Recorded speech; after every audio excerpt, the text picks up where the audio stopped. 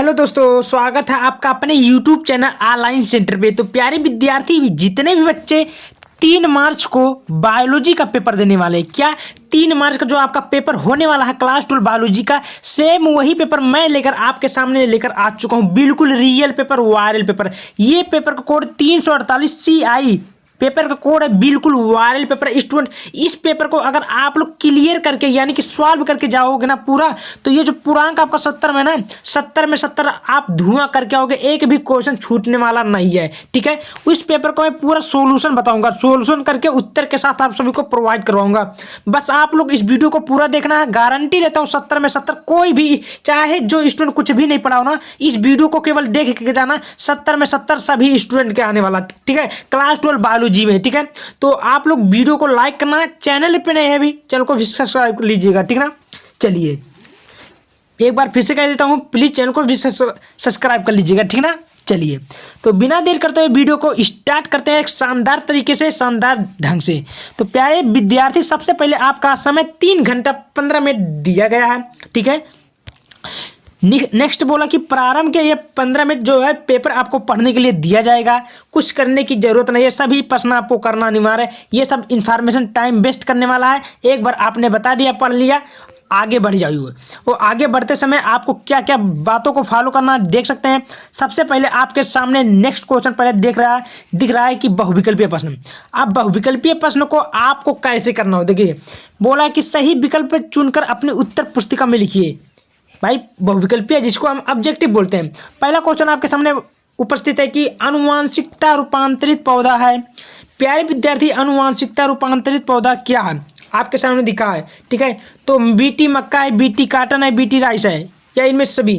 तो सबसे पहले आपका राइट उत्तर होगा ये सभी। समझ में आ रहा है? डी वाला आपका राइट उत्तर होगा ये सभी है। समझ में आ रहा है? चलिए खा क्वेश्चन चलते हैं दोस्त। क्या बोला है, ध्यान से देखिए कि निम्न में से कौन सा एक कूट असत्य फल है। निम्न में से कौन सा एक कूट असत्य फल है, ये बोला है। तो प्यारे विद्यार्थी, अंगूर है, आम है, अमरूद है, सेब है।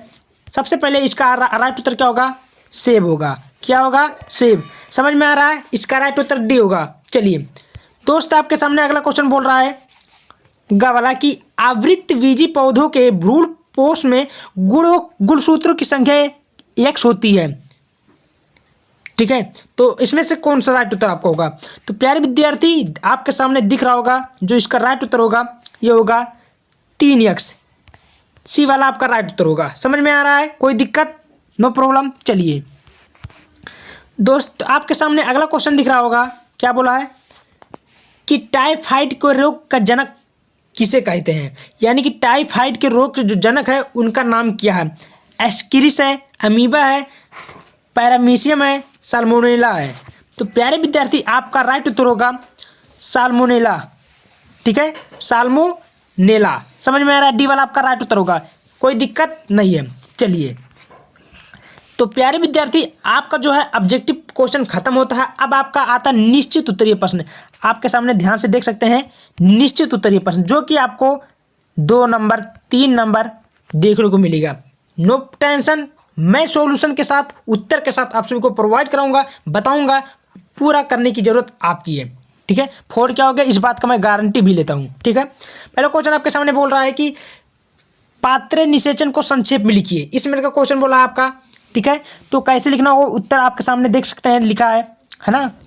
तो उत्तर में है पात्र निषेचन या इन विट्रो फर्टिलाइजेशन IVF निषेचन की एक कृत्रिम प्रक्रिया है जिसमें किसी महिला के अंडाशय से अंडे निकालकर उसका संपर्क शुक्राणु से कराया जाता है, तो इसके बाद गर्भाशय में रख दिया जाता है। आपका क्लियर उत्तर हो गया। समझ में आ रहा है? कोई दिक्कत नहीं है। चलिए बहुत बढ़िया।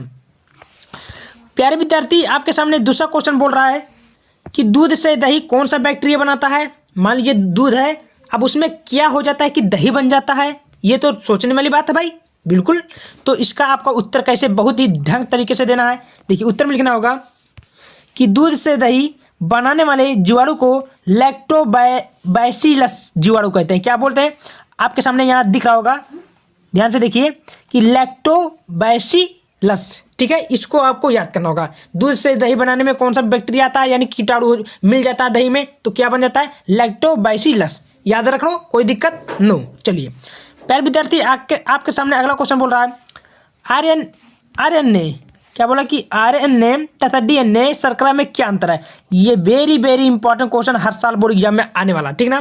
क्या बोला दोस्तों कि आरएनए डीएनए में अंतर होता हो, तो ये आप तो कक्षा 10 में ही पढ़े हो, ठीक ना। क्या है देखो कि डीएनए का पूरा नाम डीऑक्सीराइबोस शर्करा होती है, या इसमें मैं अपने मन से बता रहा हूँ कि डीएनए का पूरा नाम डीऑक्सीराइबो न्यूक्लिक एसिड है, ठीक है। अब उसमें लिखना है डीएनए में ऑक्सीराइबोस शर्करा पाई जाती है। क्या पाई जाती है दोस्त? राइबोस शर्करा पाई जाती है, जबकि आरएनए में राइबोस शर्करा पाई जाती है, ठीक है। कोई दिक्कत नहीं है। चलिए दोस्त आपके सामने अगला क्वेश्चन दिख रहा होगा, ठीक है। क्या बोल रहा है ध्यान से देखिए। भारत में हरित क्रांति के जनक के रूप में किसे कहा जाना जाता है, किसे कहा जाता है? हरित क्रांति मतलब कहने का मतलब पेड़ पौधा जो खेत खलिहान करते हैं, मतलब उनके किसे नाम से जाना जाता है, किस अन्य नाम से? तो दोस्त आपके सामने अगला क्वेश्चन उत्तर हुआ है कि एमएस स्वामीनाथन को भारत में हरित क्रांति के नाम से भी जाना जाता है। देखिए प्यारा सा आपका उत्तर हुआ, ठीक है, समझ में आ रहा है। चलिए दोस्त आपके सामने अगला क्वेश्चन है कि मानव में गुणसूत्रों की संख्या कितनी होती है? हंसते हुए उत्तर लिख दो कि मानव में गुणसूत्रों की संख्या 46 टोटल होती है, लेकिन जोड़े अगर बात की जाए तो कितना होता है प्यारे दोस्त? 23 जोड़े होते हैं और 46 गुणसूत्र होते हैं। यहाँ तक क्लियर? कोई दिक्कत? आपका यहीं से भी 10 नंबर क्लियर हो गया है, ठीक है। अब मैं आपको अति लघुत्तरीय प्रश्न पे बात कराता हूँ, जो कि अति लघुत्तरीय प्रश्न मेरा क्या बोला है, ध्यान से देखिए थोड़ा। क्या है अति लघुत्तरीय प्रश्न? पहला नंबर देखिए फिगर वाला भी है कि मानव शुक्राणु का एक नामांकित चित्र बनाइए। मानव शुक्राणु का नाम नामांकित चित्र बनाना होगा, फिगर बनाना होगा, आपका 3 नंबर मिल जाएगा। ये रहा आपका फिगर, ठीक है, आराम से बना लो। इस प्रकार आप लोग पेंसिल की सहायता से ये जो आपको दिया गया है। चलिए नेक्स्ट क्वेश्चन चलते हैं, क्या बोल रहा है ध्यान से देखिए। ये जो आपको फिगर दिख रहा है ना, इसको आप लोग बना लीजिएगा, ठीक ना। चलिए दोस्त आपके सामने अगला क्वेश्चन दिख रहा है, क्या बोल रहा है ध्यान से देखिए कि मेंडल के प्रभाविता को नियम का वर्णन करने, यानी कि डिस्क्राइब करना है, वर्णन करना। तो सबसे पहले इसको कैसे लिखना, थोड़ा बड़ा है लेकिन लिख दीजिए। काले पेन से हेडिंग डालिए कि प्रभावित करनी। पहला नियम मेंडल का लॉ ऑफ डोमिनेंस, ठीक है।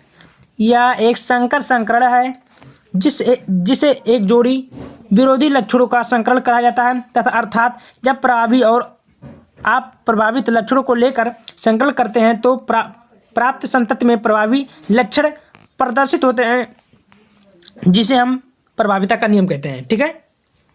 क्लियर हुआ? ये 3 नंबर आपको एग्जाम में देखने को मिलेगा, ठीक है। कितना नंबर? 3 नंबर है। चलिए आपके सामने अगला क्वेश्चन बोल रहा है कि प्रोटीन संश्लेषण को प्रारंभ करने हेतु प्रारंभ कूट और प्रथम अमीनो अम्ल को नाम लिखिए। अमीनो अम्ल का क्या होता है नाम? तो प्यारे दोस्तों उत्तर में आपको लिखना होगा प्रोटीन संश्लेषण को प्रारंभ करने हेतु प्रारंभ कूट AUG आपके सामने दिख रहा होगा, AUG, और प्रथम अमीनो अम्ल में मैथियोनाइन है, ठीक है। क्या मैथियोनाइन? समझ में आ रहा है? चलिए दोस्त आपके सामने अगला क्वेश्चन दिख रहा है कि बीटी कपास पर संक्षिप्त टिप्पणी लिखिए। बीटी कपास पर संक्षिप्त टिप्पणी लिखना होगा। तो सबसे पहले काले पेन से हेडिंग डालना होगा बीटी फसलें कि जैव प्रौद्योगिकी द्वारा ऐसी फसलें उत्पन्न की रही है जिनमें कीटनाशकों के आवश्यकता नहीं होती है। ये पादप जातियां पीड़क प्रतिरोधी होते हैं, ठीक है। समझ में आ रहा है? कोई दिक्कत नहीं है। अभी बीटी एक प्रकार का प्रतिविष है जो वायलिरस यूरिनजेंसिस नामक जीवाणु से बना होता है। इस प्रकार के फसलों को बीटी फसल कहते हैं, ठीक है। अपनी भाषा में लिखना। बीटी फसल कौन कौन फसल होता है? बीटी कपास होता है, बीटी मक्का होता है, बीटी धान होता है, बीटी टमाटर होता है, बीटी सोयाबीन होता है, बीटी तम्बाकू होता है। ये सब फसल है, ठीक है। चलिए दोस्त आपके सामने अगला क्वेश्चन बोल रहा है, ध्यान से देखिए कि संक्रिय एवं निष्क्रिय प्रतिरक्षा में क्या आता है। देखिए मैं अगली पेपर का सेट लिया था जिसमें से ये क्वेश्चन भी डाला गया था। तो ये वेरी क्या है? IMP है, ठीक है। तैयार कर लीजिएगा, 3 नंबर आपको देखने को मिलेगा, ठीक ना। कोई दिक्कत नहीं है। इसका उत्तर लिखने आपको उत्तर है कि सक्रिय प्रतिरक्षा, इसमें हमारे शरीर की इसमें शरीर की अपनी आवश्यक कोशिका का संकरण के प्रति किया जाता है। प्रतिरक्षी विकसित करती है। दूसरा है यह लंबे समय के पथ आराम प्रदान करती है। इसका दुष्प्रभाव नहीं होता है। यह दिलचस्प चिर अस्थायी होता है, ठीक है। कुछ इस प्रकार होता है। और निष्क्रिय में आपको लिख देना होगा, इसमें अन्य जीवों के शरीर में विकसित प्रतिरक्षी का प्रतिजन के प्रभाव को समाप्त करने के लिए एक दूसरे का जीव शरीर में निवेशित रहते हैं, जिसे सर्प विष कहते हैं। ठीक है, इस प्रकार लिख देना होगा, कोई दिक्कत नहीं। बहुत ही सरल माध्यम से आप सभी को प्रोवाइड करवा रहा हूँ दोस्तों, फिगर के माध्यम से। ठीक है, कोई बताने वाला नहीं है। देखिए बहुत ही शानदार तरीके से आपको क्लियर कर दे जाएंगे। ठीक ना, आपके सामने अति लघुत्तरीय प्रश्न बोल रहा है, देख सकते हैं, जो कि ये आपको 5 नंबर 4 नंबर देखने को मिलेगा। ठीक ना, तो सबसे पहले आपके सामने अगला क्वेश्चन ध्यान से देखिए। बोला कि मलेरिया परजीवी के जीवन चक्र का स्वच्छ एवं नामांकित फिगर बनाइए। ठीक है, तो ये जो आपके सामने फिगर दिख रहा हो, देखिए इस प्रकार आप लोग फिगर बना दोगे, आपका नंबर मिल जाएगा 5। ठीक ना, थोड़ा ध्यान से देख लीजिएगा कैसे बनेगा, आप तो जानते होंगे। ठीक है, आपके सामने अगला क्वेश्चन क्या बोल रहा है दोस्त, ध्यान से देखिए क्या बोल रहा है कि पुष्पी पौधों में मादा गुरु बीजाणु धानी बीजांड का युग्मकोविद भ्रूणपोष का सहित नामांकित चित्र बनाइए। देखिए बायोलॉजी में हर प्रकार का फिगर आने आता है, तो जो कि आपको 5-5 नंबर देखने को मिलेगा। ये जो आपका लिखा हुआ है ना, ये सब लिख देंगे तो भाई पूरा नंबर मिलेगा, एक भी नंबर टीचर नहीं कर सकता ना। तो आप लोग इस बातों को ध्यान से देखिए और फिगर ध्यान से देख लीजिएगा, बना लीजिएगा। ठीक है, ये जो आपका फिगर दिख रहा होगा इसी प्रकार आपको बनाना होगा। ठीक है, चलिए दोस्त आपके सामने अगला क्वेश्चन क्या बोल रहा है उसको भी देख लेते हैं। घरेलू खाद्य पदार्थों को उत्पादन में किन्हीं 3 सूक्ष्म जीवी की भूमिका का वर्णन करना है। ठीक है ना, तो ये आपके उत्तर में कैसे लिखना होगा मैं आपको बता दे रहा हूँ। देखिए हेडिंग डालना होगा, घरेलू खाद्य पदार्थों को उत्पादन में सूक्ष्म जीवों का भूमिका। हजारों वर्षों से ही मानो घरेलू भोज्य पदार्थों को बनाने में कुछ जीवाणु और इष्ट कोशिकाओं को रसोई में उपयोग करता आया है। इनमें कुछ इस प्रकार है, आयुर्वेदिक कीटनाशक कुछ जीवी जैसे ट्रिचोडर्मा बैक्टीरिया खेतों में फसलों का कीटनाशक के रूप में प्रदान करके प्रदर्शन करते हैं, जिससे हम उन्हें प्राकृतिक रूप से सुरक्षा मिलती है। ठीक ना, तो ये जो दिया आपको आराम से इसी प्रकार पूरा कर लीजिएगा, एक भी क्वेश्चन को छोड़ना नहीं है। ठीक ना स्टूडेंट, चलिए आपके सामने छठवां नंबर का वही घा वाले देखिए, जो कि आपको 6 नंबर देखने को मिलेगा एग्जाम में, कि मरुस्थलीय पादपों और जंतुओं के अनुकूलन पर टिप्पणी लिखिए। तो टिप्पणी कैसे लिखना होगा दोस्त आपको तो पता होगा। सबसे पहले हेडिंग डालना होगा मरुस्थलीय पादपों और जंतुओं के अनुकूलन।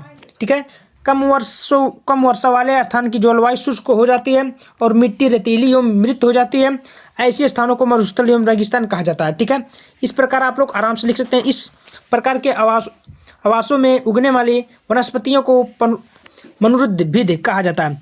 इसके अतिरिक्त इन आवासों में पाए जाने वाले प्राणियों को मरुस्थलीय प्राणी भी कहा जाता है। मरुस्थलीय क्षेत्रों में पाई जाने वाली मिट्टी में जल उपस्थित होने के बाद भी पौधा इनका उपयोग नहीं हो पाता। ठीक है, इस प्रकार आपको लिखना होगा। उसके बाद में दोस्त आपको लिखना होगा मनुरुद्भिद पादपों में अनुकूलन की निम्नलिखित है। इस प्रकार मतलब जो दिया है थोड़ा बड़ा है, लेकिन आप लोग लिख देंगे तो आपको भी क्लियर हो जाएगा। ठीक ना, समझ में आ रहा है। चलिए आपके सामने अगला क्वेश्चन ध्यान से देखिए, बोल रहा है स्टूडेंट कि परागकण क्या होता है, पौधों में परागकणों के प्रकार पर टिप्पणी लिखिए। टिप्पणी लिखना होगा आपके सामने, तो काले पेन से हेडिंग डालूंगा दोस्त। परागकण क्या डालना होगा, परागकण किसी पुष्प के पुंकेसर से उसी पुष्प या उसी जाति के किसी अन्य पुष्प के वत्याग्र परागकणों के पहुँचने की क्रिया को परागकण कहते हैं। समझ में आ रहा है। अब परागकण के 2 प्रकार होते हैं, स्वपरागण पर परागण। ठीक है, इस प्रकार लिख दोगे, आपका यहाँ पर 6 नंबर करना रहेगा, 6 नंबर मिल जाएगा। ठीक ना, आराम से। अब बात की जाए परागण बोला था, तो स्वपरागण में इसको लिखो कि स्वपरागण में एक पुष्प को परागकण उसी पुष्प के वार्तिक या उसी पौधे के अन्य पहुँचते हैं। ठीक है, तो ये दोनों आप हेडिंग याद कर लीजिएगा, नंबर मिल जाएगा। कभी कभी पूछता है कि परागकण कितना प्रकार के होते हैं, तो हेडिंग डालो पर परागण जो होता है 3 प्रकार के होते हैं। ठीक है, वायु परागण, जल परागण, जंतु परागण, ये आपका नंबर मिल जाएगा। ठीक ना, आपके सामने अगला क्वेश्चन बोलता है दोस्त वहित मल उपचार पर टिप्पणी किए। वहित मल उपचार पर टिप्पणी लिखना होगा, तो हेडिंग डालना होगा काले पेन से वहित मल उपचार। तो वही यहाँ से लेकर आप लोग आराम से यहाँ तक लिख दीजिएगा। ठीक है, तो आप लोग पहले स्क्रीनशॉट ले लीजिएगा, कोई दिक्कत नहीं है। चलिए अगला चलते हैं दोस्त, क्या बोला है देखिए। आपके सामने अगला क्वेश्चन बोलता है कि समष्टि के किन्हीं 3 महत्वपूर्ण गुणों को वर्णन करना लिखना है। ठीक ना, तो समष्टि आपको पॉपुलेशन है, हेडिंग डालना होगा किसी विशिष्ट भौगोलिक क्षेत्र में निश्चित समय पर निवास करने वाली समान जाति के समूह को समष्टि या आबादी कहा जाता है। ठीक है, समष्टि को महत्वपूर्ण विशेषता भी निम्नलिखित है।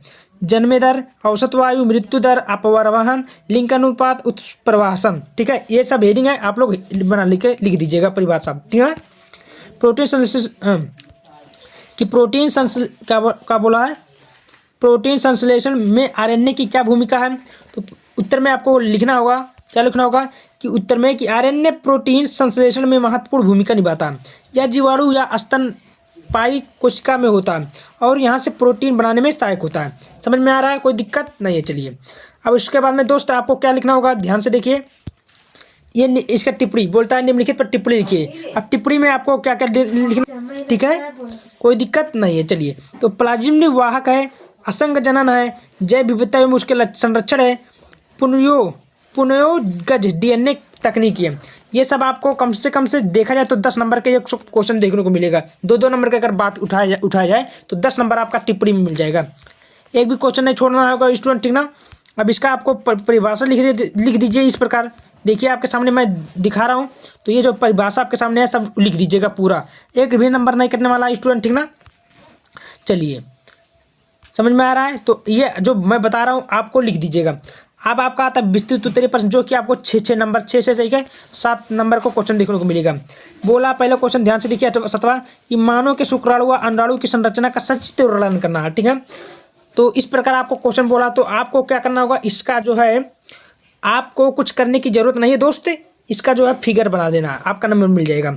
ये फिगर कुछ इस प्रकार आपके सामने उपस्थित है, देख सकते हैं। और जो ये दिया है, गिरवा दिया है, अंडाणु दिया है, शीर्ष दिया है, झिल्ली दिया है, ये सब आपको दर्शाना होगा, तभी आपको जो है 6 नंबर मिलेगा। ठीक ना, समझ में आ रहा है। चलिए, तो ये आप लोग कुछ स्क्रीनशॉट लीजिएगा, ठीक है, क्योंकि बहुत बड़े वीडियो हो जा रही है, ठीक ना।